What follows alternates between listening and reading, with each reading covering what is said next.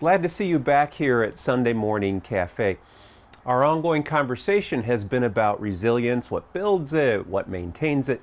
And here through the course of the summer, we've been talking about resilient relationships.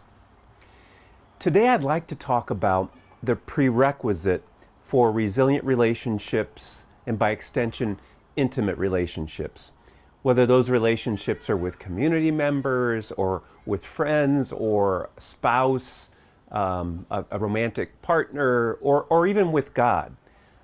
The primary prerequisite for intimate relationships is intimacy with the self, really deeply knowing the self and loving the self.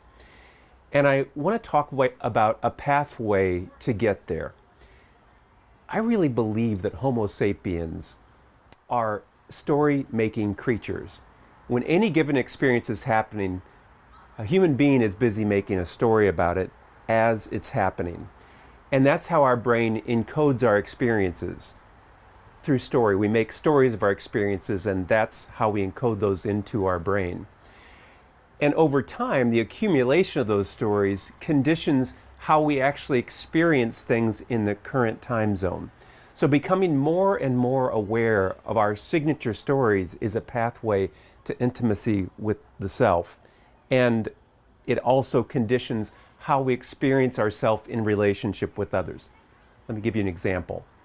My wife, when she was younger, was even more of an introvert than she is now. Over time, she's become much more extroverted. But, and I'm an extrovert. I chew up ideas by talking about those. My wife, much more internal processor of information, which means she was more quiet when I came to know her. Here was an experience I had over and over again with my wife. I would be saying, is something wrong? Or, how did I make you angry? Those are not great preludes to a date, are they? What I became aware of as I reflected on it was that this story, my own mom, who was an extrovert, when she got quiet, you began to know something's wrong here. Mom would get kind of cold and kind of distant, and you knew you were in trouble if that's what was going on. When I became aware of that story, I was able to create a little space to leave room for Lisa to be herself and for us to relate better to each other. Along the same lines, I had an experience a couple years ago where I had been training for maybe like 6 months to do an Olympic triathlon, which is about a quarter size of the Ironman triathlon.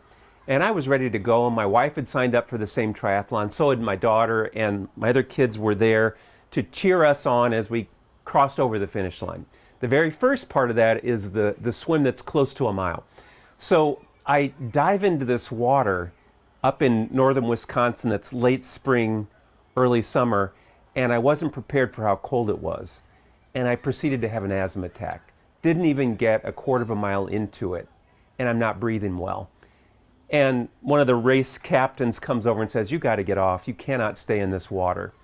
And on my way to swimming toward the shore, this memory comes to me, this story comes to me of when I was a Boy Scout trying to climb this pole with these spikes on my feet with a belt around the pole like people used to be line workers back in the day.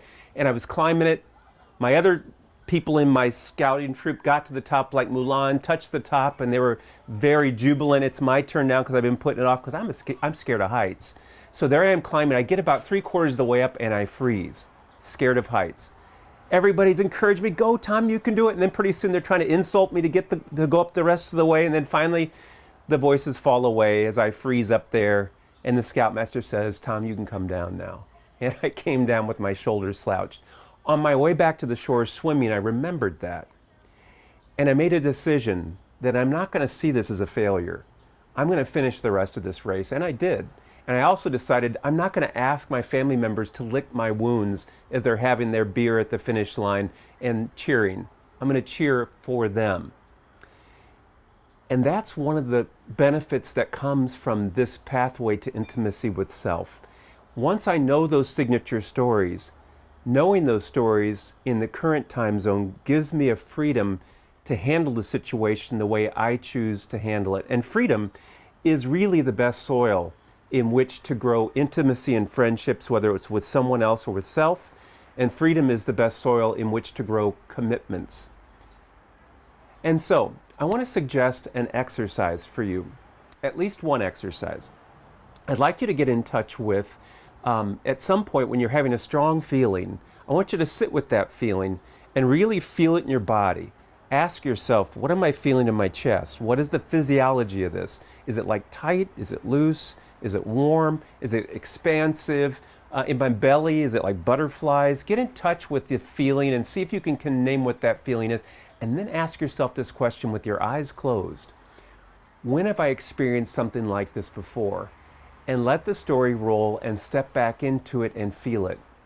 On the backside of that experience, see what you can glean out of that story that you can bring into the current time zone to decide what you want to do with this experience that you're having right now.